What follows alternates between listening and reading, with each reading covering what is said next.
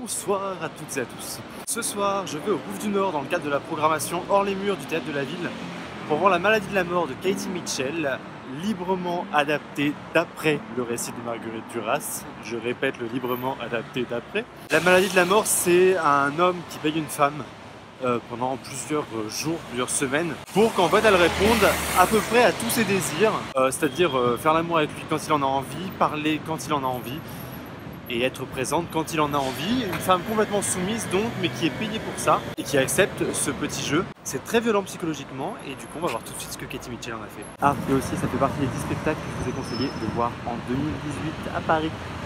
Je vous remets le lien de la vidéo juste là, en haut. Je sors pas mes mains de mes poches parce que j'ai froid.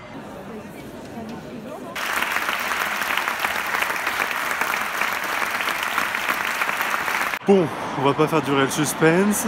J'ai pas trouvé ça très bon. Bah j'aurais peut-être pas dû vous le conseiller finalement. Pourquoi? Bah parce que bon, on est sur la réalisation d'un film en direct, truc qui commence à être un peu traditionnel. Mais ça, à la limite, ça me dérange pas. Le truc c'est que Katie Mitchell, on l'a connue pour avoir justement dans ce genre-là du film réalisé en direct, vraiment excellé et avoir une qualité technique, une qualité d'image, des plans toujours très beaux, très réfléchis. Et là, bah, les plans faits en direct, franchement, sont pas très beaux. La lumière est assez crado. Ça faisait limite telenovela, sans budget.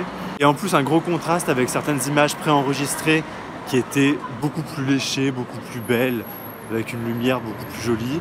Le son, catastrophique. Il y avait un écho pas possible, on comprenait rien. Je me souviens qu'à l'époque du Mademoiselle Julie, Christine, qu'elle avait monté, je m'étais dit, mais dans quelle mesure le texte, elle a vraiment voulu monter ce texte et pas un autre. Et ça aurait pu être n'importe quel texte dans ce dispositif. Est-ce qu'elle avait vraiment quelque chose à dire avec ce texte? Mais c'est vrai qu'à l'époque, c'était tellement bien fait et c'était encore assez nouveau. Donc ça avait plu, ça avait surpris.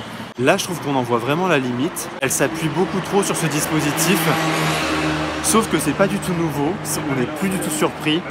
On le voit chez beaucoup de metteurs et metteuses en scène. Donc c'est pas suffisant en fait. Il faut avoir quelque chose à dire sur le texte. Il faut avoir quelque chose à raconter en plus. On peut pas juste se dire le dispositif est cool, on va faire de la vidéo, ça va être bien et ça va être divertissant et on va entendre le texte. Non, c'est pas assez. Donc je suis franchement très déçu. J'ai pas vu Châtonne à la colline. J'espère que vous avez pu le voir, j'espère que c'était mieux. Il paraît que c'était mieux et que je ne vous ai pas conseillé du Katie Mitchell pour rien. Donc bah voilà, c'est tout. À bientôt.